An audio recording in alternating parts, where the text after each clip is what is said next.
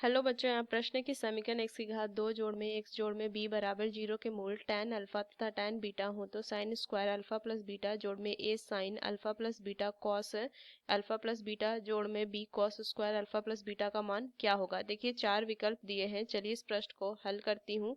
तो सबसे पहले अगर मैं इस प्रश्न का मुख्य अवधारणा लिखूं, मुख्य अवधारणा, तो एक सूत्र हमने पढ़ा था tan a प्लस बी। तो देखिए ये सूत्र क्या होता है, ये इसको अगर मैं लिखूं तो tan a प्लस में tan b बटा में a माइनस में tan a गुना में tan b, ये सूत्र होता है।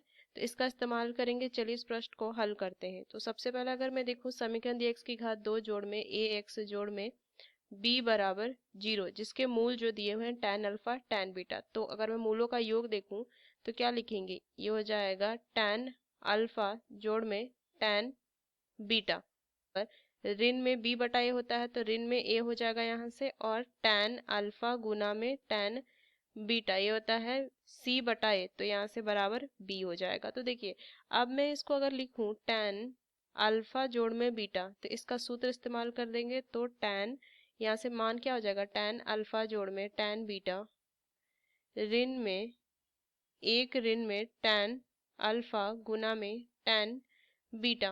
तो देखिए इसका मान जो होगा किसके बराबर था, इसका मान जो मेरा था वो b के, सॉरी ये मान तो था वो किस, तो देखिए इसको मैं क्या लिख सकती हूँ, इसका मान ऋण में a आ सकती हूँ और इसका मान हो जाएगा 1 माइनस b। तो इसको लिख सकते हूँ क्या कि a बटा में b माइनस a, ये मान किसका आया, tan अल्फा जोड़ बीटा का मान। तो देखिए मुझे यहाँ पे क्या दिया है, साइन और कॉस में मान ज्ञात करना है।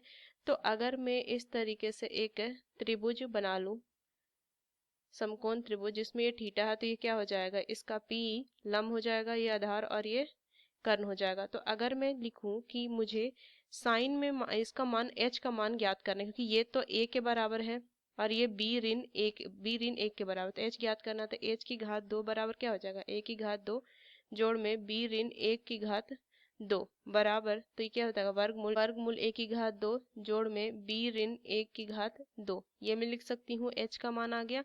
अब देखिए अगर मैं साइन अल्फा जोड़ बीटा का मान ज्ञात करूँ तो क्या होता है, ये साइन जो होता है वो होता है p बाई एच। तो यहाँ से लिखेंगे a बटा में वर्गमूल a की घात 2 जोड़ में b ऋण 1 की घात 2। मैं ये लिख सकती हूँ उस तरीके से कॉस अल्फा जोड़ बीटा, इसका मान अगर मैं ज्ञात करूँ तो कितना होता है, कॉस b बाई एच।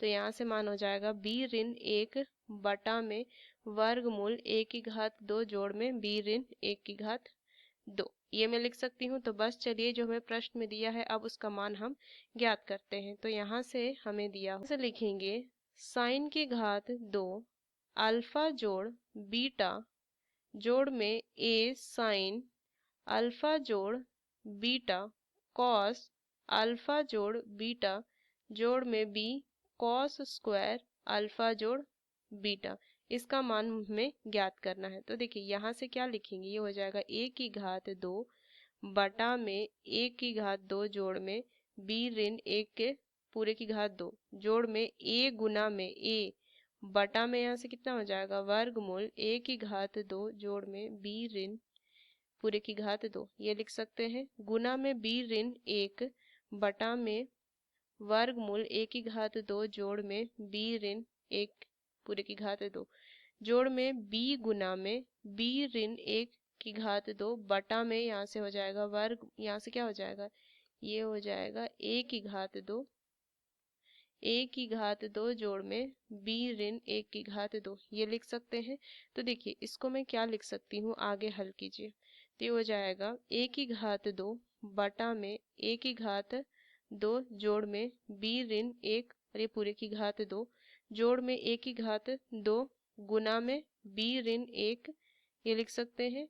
और यहाँ से क्या हो जाएगा, यहाँ से लिख सकती हूँ मैं a की घात 2 जोड़ में b ऋण 1 की घात 2 जोड़ में b गुना में, लिखेंगे b गुना में b की ऋण 1 और पूरे का वर्ग a की घात 2 जोड़ में b ऋण 1 की घात 2, ये लिख सकते हैं। नीचे एलसीएम ले लेंगे तो क्या आ जाएगा मान, देखिए नीचे आ जाएगा a की घात 2 जोड़ में b ऋण 1 की घात 2, ऊपर क्या हो जाए 1 की घात 2 जोड़ में 1 की घात 2 गुना b ऋण में 1 की घात 2 जोड़ में b गुना b ऋण 1 की घात 2। तो यहाँ से प्लस माइनस इसको हम काट सकते हैं।